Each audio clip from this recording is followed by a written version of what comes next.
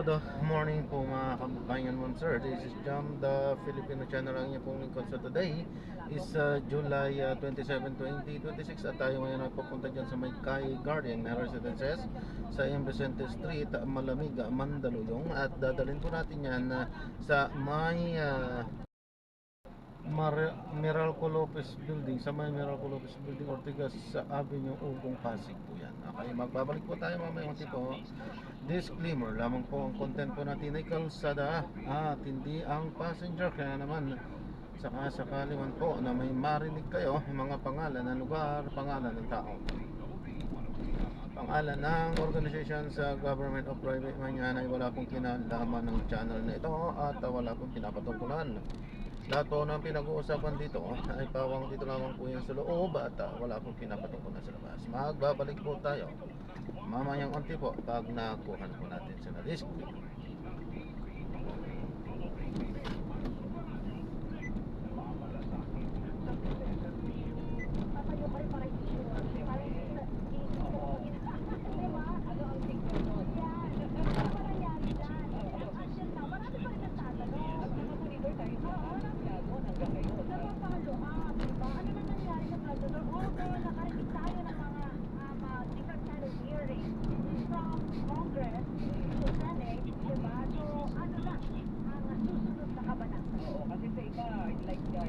Foundation, inilarawan nila na mabilis ang estado naman ng ekonomiya ng ating bansa dito sa ika-4 na taon na panunungkulan ng Pangulong Ferdinand Marcos Jr. So, mga kaibigan, baka kausap po natin at malaya tayong magtanong at marinig natin yung kanyang mga pananaw para sa tuwa ng Pangulong Marcos.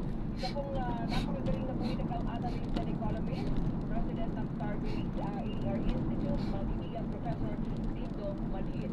Professor Sir, magandang umaga po. Si May po at si Atty. Magandang umaga, May. Magandang umaga, Atty. Ayan. Okay, una-una, Professor, narinig po ninyo yung ating mga kababayan na, una-una, tanongin namin, pagkabutan nito po ng ang Pangulo. Kayo po bilang isang political analyst at economist. Saan po kayo nakikinig at nanonood? Pag-ibang question at nais rin pa namin ibabahagi yung aming mga pag-aaral. Kasi 2004 at surveys, especially before SONA, gusto nais natin maintindihan o marinig ano bang nais ng tao. Kasi ang gobyerno ay nandyan para sa tao bayan. Hindi ang pwedeng ang pinapanggit nila, ang prioridad nila, hindi naman importante sa tao bayan. So, importante na maintindihan, importante may sagot din ang pamahalaan. Opo, kasi ngayon po, 1 hour and 20 minutes daw po, tinataya yung SONA. Mamayang alas 4 ng hapon, ilang oras na lamang po ngayon. Pero kayo po ba naglatag ng mga nais po ninyong marinig, no? At of course, kayo po ay nakamonitor din sa mga sinasabi ng ating mga kababayan. Saka ang pinakamaganda dyan, ang tabayanan natin, ano ba yung resulta ng survey na sinasabi ni Professor? Lumabas yung aming mga pag-aaral with our partners sa Pulse Asia, for this case, no? Ito ay lumabas sa mga pahayagan natin. No? Napakaklaro na itong issue ang hinahanap ng ating mga kababayan. Ano ba ang magagawa ng ating pamahalaan at the level of community that is saan sila nakatira sa issue ng affordability ng pagkain. At pagsasabi ng pagkain, may bigas, ito ay mga baboy, mga ulam, no? Ano ba magagawa? Pero napansin nila rin, tumaas din yung meron pang ginagawa ang gobyerno sa pagpapababa o even matanggal sana ang korupsyon. At ikatlo, trabaho at kita. Nais sila ng trabaho at kita to address yung affordability ng mga bilihin.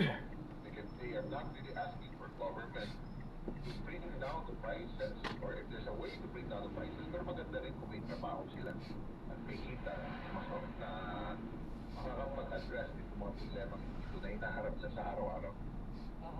Professor, marami naman ding mga kababayan din natin na sabing sinisikap naman ng gobyerno na matugunan itong mga pangunahing pinag-usapan natin ngayon at doon po sa ating mga kababayan na umaasa man lang na makaangat yung buhay hanggang pag ilan na to last na ito na ng Pangulong Bongbong Marcos.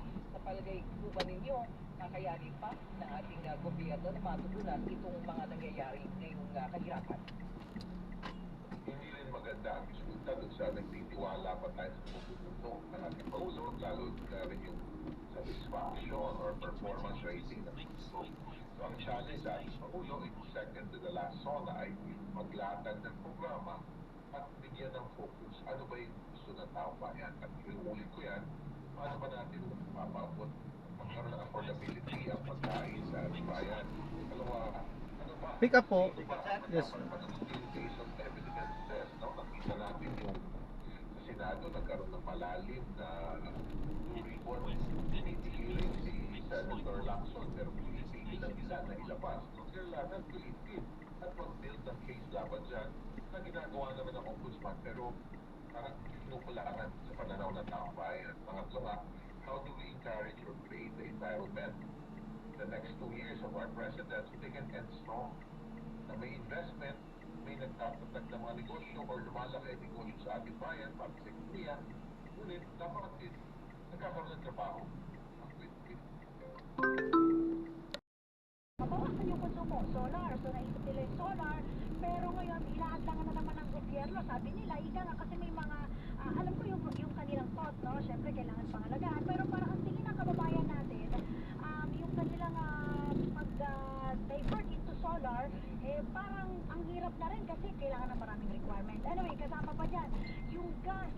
Ang sakit na rin po sa bulsa ng gas. So ito yung mga isa sa mga nagpapahirap din po sa mga kababayan natin na dapat siguro ay biglang pansin, no? Kasi kasama to sa cost of living natin eh. Yung electricity, number one, pag wala kang kuryente. Ako, napakahirap mismo, napakainit, walang electric fan. Oo, ang laking problema yan. Nasa El Nino pa tayo Correct, tama. Tapos ng pagkain, nandiyan palagi ang transportasyon. Yes. Cost ng gasolina niya, di ba? Nandiyan ang electricity. Again, sa negosyo, sa araw-araw ng kumayan, sa ating mga kabayanan, di ba? Kailangan natin yan. Again, papasok pa po. One time to revisit. Tayo may pinakamataas na value added tax. Hindi naman dapat tanggalin ang fees sa kuryente. Pero bakit sa dulo, mapatawag ka pa ng 12%? Sa dulo, tatal pa. Bakit naman sa temporary panahon, hirap ang tao, tanggalin muna natin yan. Ganon din sa gasolina. So, bakit patungan ko dito sa dulo? So, mga bagay-bagay na again, babalikan po, saan ba ang gobyerno? Sino ba ang pinagsisilbihan? Dapat intindihin natin ito mga pangailangan ng taong-bayan kasi ang ating economy is driven by consumption also, di ba? Kasi kagastos sila. Naubos ang paggastos. Kasi ubos na. Wala lamang sa kuryente, sa pagkain, at saka sa transportasyon. At dahil doon, nakikita naman natin ito, bumababa rin ang economic activity. So we need to find a way to make use of limited resources, protect these resources from corruption, and be more transparent in a more open government approach. Dapat naintindihan natin sa pagpupuntaan ang resources sa taong bayan at makarating sa taong bayan. At tulungan natin silang makaraos. May naghahanap ako ng salita. How can we help them improve their life? Makaraos sa ating given this post-completed challenges or some nga use the word crisis already. Okay, babalikan po natin si Sir Dito at pantay lang sir, meron lang po kami isang mahalagang report ha, mula po sa sa area ng DOJ. Saglit lamang po.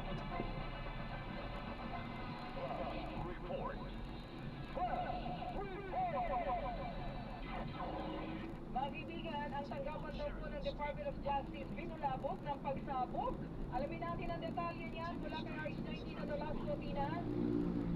May binulabog nga ng pagsabog ang tanggapan ng Department of Justice o DOJ malapit sa entrance ko sa Padre Paul Street sa Ermita, Maynila kaninang madaling araw.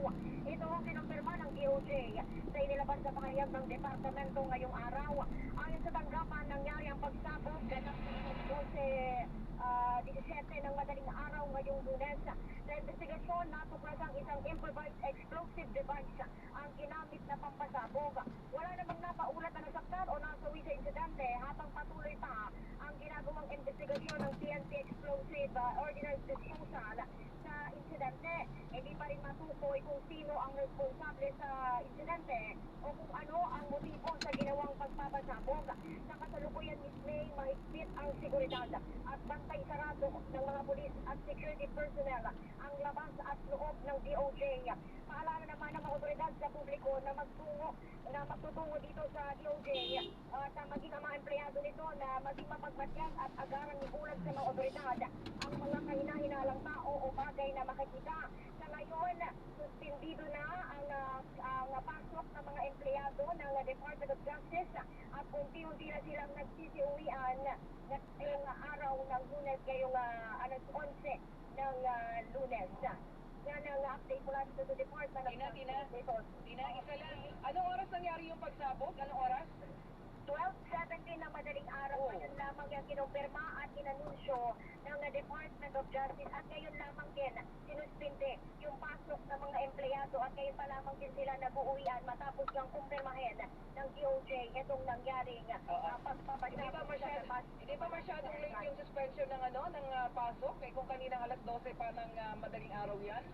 Tama ka dyan, tama ka dyan, Miss May. Kaya nga yung ilan dito ay talagang nagulat din na biglang sinuspinde yung pasok nila dahil halos kakapasok lang nila kaninang alas 7 ng umaga at ngayong alas 11 pinakuuwi na sila para nga rin doon sa seguridad ng mga empleyado dito sa Department of Justice. Antabayan na namin ang follow-up mo dyan, Tina. Maraming salamat, Tina. Maraming salamat. Back to you, Miss May. Ito na, balikan natin si Professor Dindo Manhit. Last question na lang to, Professor. Oo, I'm sure meron Ang pa. mahaba pila. Ang mahaba pila, oo. Pero last na lang po kasi nabanggit mo kasi, Professor, yung salitang focus. Yes, no? So, focus sa mga kailangan gawin ng Pangulo. Pero hindi ba siguro nawawala ng focus kaya yung mga taong bayan sa mga ginagawa ng Pangulo kasi nakafocus sila dito sa impeachment ni Vice President Sara Duterte. Meron bang connection yung pag-aagaw atensyon ng impeachment dito sa mga ginagawa ni Pangulong Bongbong kaya hindi makapag-focus din yung taong bayan kung meron siyang mga proyekto na ginagawa? Hindi naman siguro, no? Kasi ilan lang naman ang oras na ilalatag para sa impeachment. Pero ang problema ng gobyerno ay dapat 24/7 na umaabante. Yung ginamit ko lang salita kasi yung focus ay yung tutukan ng pansin yung mga ilalain ng taong bayan. Yun ang focus na hindi mo kailangan makinig. Kung mabasa ka lang at umarap naman sa yung pang-araw-araw ng buwan. Yan siguro ang mula sa gobyerno at paano mararamdaman. No? Kasi yung impeachment, importante rin niya dahil ang pangalawang issue ng ating mga kababayan ay korupsyon. At sa akin, dapat tutupan ng pansin ang impeachment kasi nga, may pag-uusap ng korupsyon dito. So, both flood control and impeachment process na nangyayari sa Senado, sa ating Vice Presidente, dapat tingnan din. Baka naman, managutin din ng Vice Presidente, lalo-lalo na mapapakita ng Constitution. So, all these things are very important. In our fight against corruption, dapat mapanagot kasi pag napanagot, mag-isip na ibang magnanakaw ng ating mga government resources na sila yung para tinatigilan lang itong mga kalokohan na ito. So yun ang nais na makita ng taong bayan siguro. Magkaroon tayo na isang kultura na takot tayo, takot na mga balita, takot na mahuli na may mga pagnanakaw sa pag-ustay ng pera ng taong bayan. Dapat ay naging programa from flood control to education interventions, to the misuse of intelligence command, pareho lamang yan. So, hindi naman nawawala ng interest ng tao. Ang kailangan lang maramdaman ng tao ang mga programa at ng ating gobyerno under the leadership ni President Bongbong Marcos Jr. Very well said. Thank you so much, Professor. At na-appreciate po namin at bigyan mo kami ng oras para sa interview na ito. Maraming salamat po. Thank you so much. Ayan, meron daw 11:20 si Professor. Sorry po, nalate na yata. Mga kaibigan, Professor Dindo Manhit, isang napanggaling na political analyst and economist. Thank you so much. Ayun, mga kaibigan, at least nalinawan tayo, no, attorney, no? Napakahalagang yung ating mga kababayan na nakikinig ngayon, medyo naiintindihan nila kung ano yung mga talagang nangyayari sa ating paligid. Alam mo, gusto ko yung sinabi niya dapat maramdaman ng taong bayan na umaalwa ng kanilang buhay kasi kung hanggang hindi natin nararamdaman,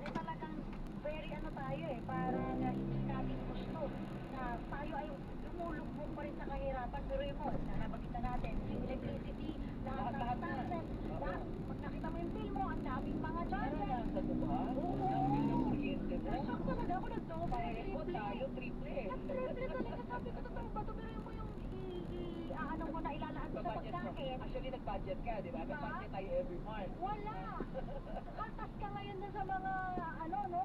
So, ramdam natin yung hirap. Ako sobrang ramdam. Magtatanong ka, bakit ganun yung kuryente? Ngayon kahit yung mga kababayan natin, ordinaryo, na sinasabi nila na, teka lang, parang wala pang 1,000 pinabuyan ng kuryente, bakit 3,000 ngayon? Tapos Diba? ito, syempre, ano unahin mo kuryente o kalamansi mura? Syempre, unahin mo yung kalamansi mura, makukutulong ka ngayon ng kuryente. Oo, na maranasan natin. Oo, kaya mamaya abangan nila, mahiya naman kayo. Paano? Nandun ba yun? Ano naman kayo? Ano yung sagot doon? Ang sunod Anong bago? Anong bago doon? Ano nahiya naman kayo? Nahiya na ba kayo? Hindi na sasabihin ko na. Okay, standby lang po ha. Babalik po kami sa lamang oras natin, attorney. Alas 11:24 na po ng umaga. This time check is brought to you by ACS Manufacturing Corporation, ISO certified, maker of world-class quality pride detergent. Right Med. Pagdating sa gamot, kailangan yung iyan. Kailangan right medicine. Kailangan right med. Mura lang budget sa pagbenta. Ginastos ng kasi ang produkto. Champion. Kapan po sa inyo. Department of Health. Bawat buhay mahalaga. Makikita ang budget sa announcement. Malaki ang budget sa produkto. Champion. Kapan po sa inyo. Ang balitang yan ay ating kaya. Kasama sa mahilig, your medical website to the right view. Number 1.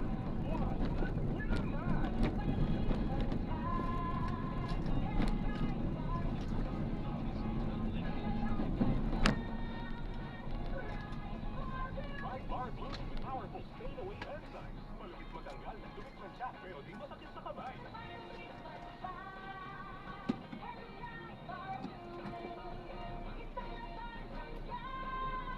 Kasi ang confident all confident na mancha, malupit sa kamay mo, mabait. Right Bar Blue manufactured by ACS Manufacturing Corporation, ISO certified, world-class quality.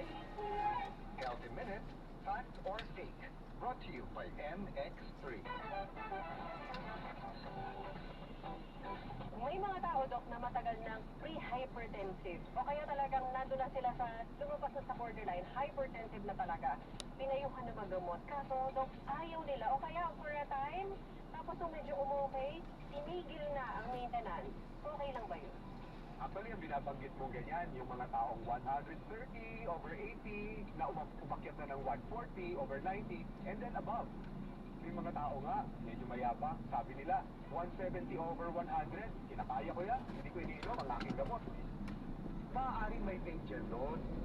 Kasi ang danger doon, kapag napakataas ng presyon, kamukha na rin ba ng tubo ng ating tubig sa bahay, pwedeng pumutok ang ating mga ugat.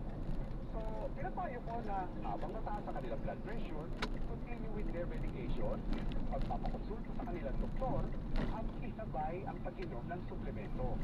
Yung suplemento na MX3 Plus, sa tingin ko maganda yun. Kasi may alkalinity, may coenzyme Q10, may GABA, nutrients. Ang lahat ng ito, tumutulong to help stabilize the blood pressure.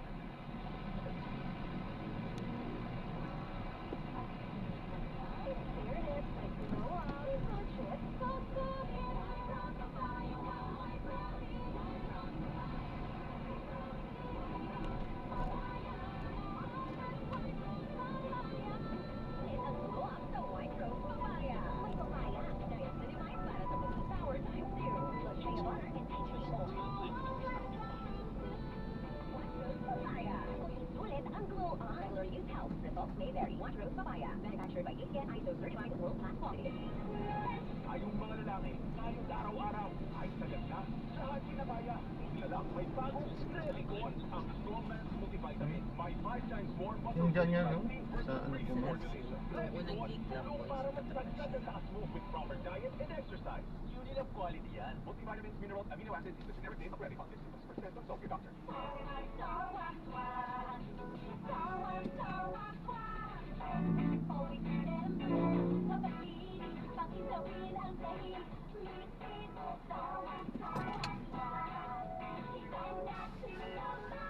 Starwax, ang number 1 floor wax. May waterproof formula. Ubusan man at tubig, balik yung tabang sa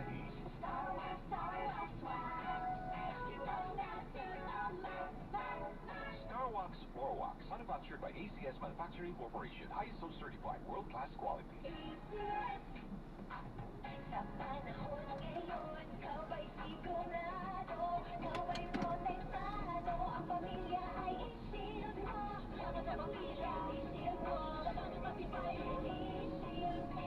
Batso, patay ang 99.9% ng bacteria and virus tested. Bilib ang mga eksperto sa Philippine Nurses Association. Kapag protektado, i-shield mo. Pamilya protektado, i-shield mo. Batso, manufactured by ACS Manufacturing Corporation, ISO certified, world-class quality.